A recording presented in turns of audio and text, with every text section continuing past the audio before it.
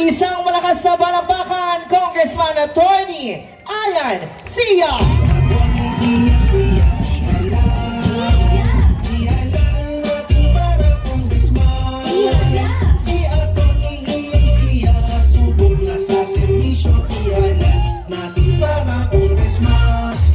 Walang iba kundi si Sia. Alright, thank you. Okay. Kamusta po kayo, mga kabarangay? Huwag nyo na akong sabihin, Pogi. Huwag na. Bawal na yan.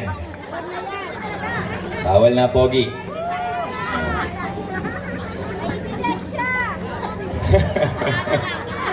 Lagay pinipilit, ha? Okay. Kayo po ang mga kabarangay ko.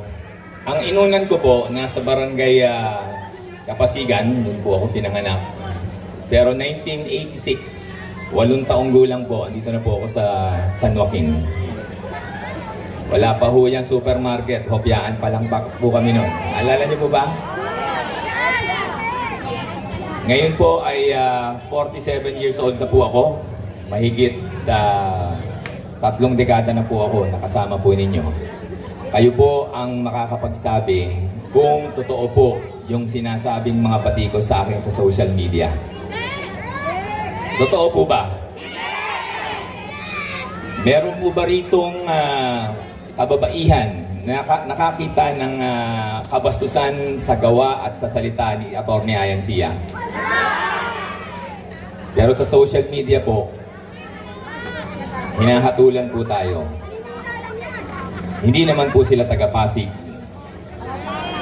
Hindi ko po binibigyan katwiran yung pong aking naging biro. Pero di ho ba, ang pamantayan natin ng kabastusan, kung yung kausap mo, sa sinabi mo ay nagalit? Meron po bang taong tatawa kung siya ay nabastos? Wala akong ganun tao. Di po ba? Ang tao pag binastos mo, magagalit. At baka hindi lang galit, baka sampal ang abutin mo lalo't babae kausap mo. Tama po ba? So sana po, yun po ang maging pamantayan. Kung ang nabanggit ay isang kabastusan, ano po ang reaksyon nung nakarinig mismo? Hindi ho yung nanonood sa gilid, sa likod, sa tabi, kundi yung mismong kausap. Tama po ba ako? Siyempre po, pagka ho kampanyahan, katulad ho niyan, pang ilang speaker na po ako nagsalita, di maiiwasan.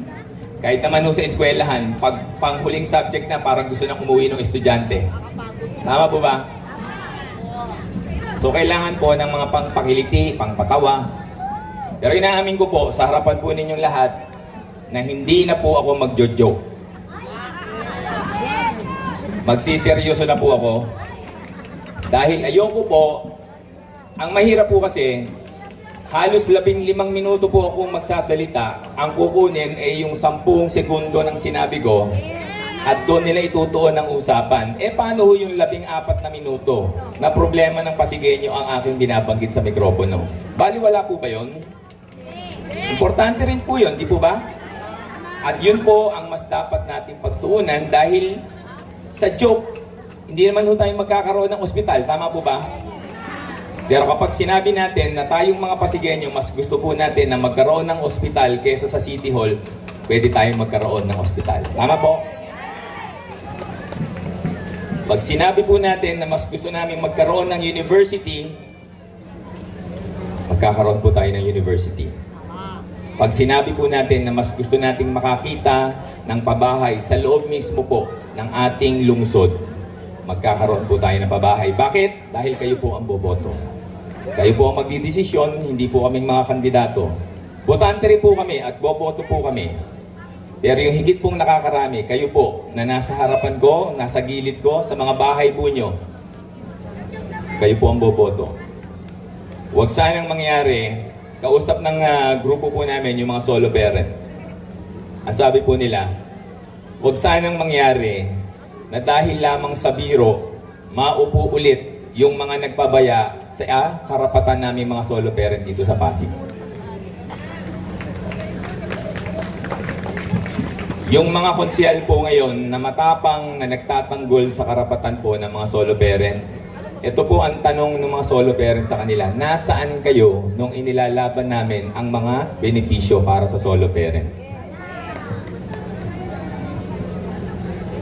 Kung gusto po nyo ng mga lingkod bayan na tunay na magpapakita ng malasakit at pagmamahal sa solo parent, tulungan niyo po ang Team Kaya This, sosolvin po natin ang problema ng mga solo parents sa Pasig.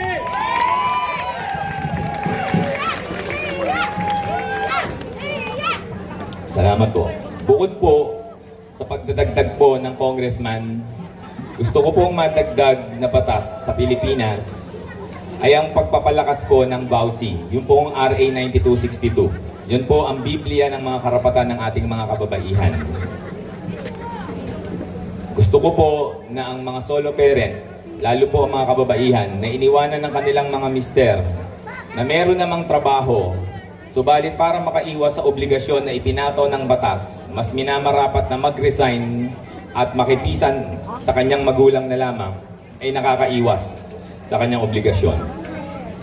Pag tayo po ang naging congressman, kapag meron pong solo parent na ang kanyang mister nakapisan sa kanyang magulang at sinusustentuhan ng magulang yung mister, yung magulang ay magkakaroon na rin po ng obligasyon na sustentuhan ang kanyang apo at ang ina ng kanyang apo. Para pantay po. Okay po ba yun? Gusto niyo po ba yun? Tulungan niyo po ako. Hindi ko sa biro sukatin ang pagmamahal ng isang kandidato sa solo parent, kundi sa mga batas na magiging kapaki-pakinabang para sa mga solo parent. Kung yun po ang sukatan, subukan niyo po ako, ihahatid ko po sa inyo ang batas na yan para sa dagdag na karapatan.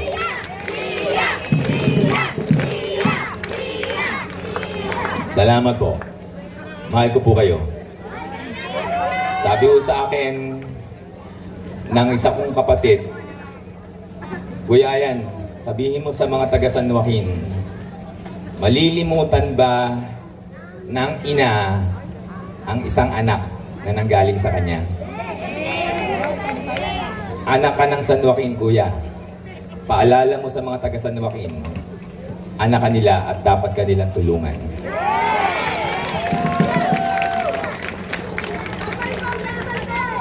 Salamat po. Salamat po. So muli po, isang magandang gabi sa ating lahat at mabuhay po ang ating barangay. Mabuhay po ang ating mahal na lungsod ng Pasig.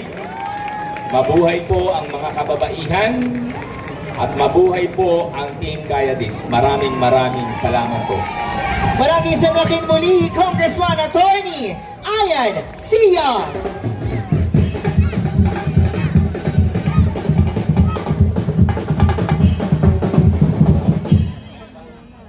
Kaya this, kaya this, kaya. Kaya this, kaya this, kaya. Bilang Vice Mayor po, trabaho natin pamunuan.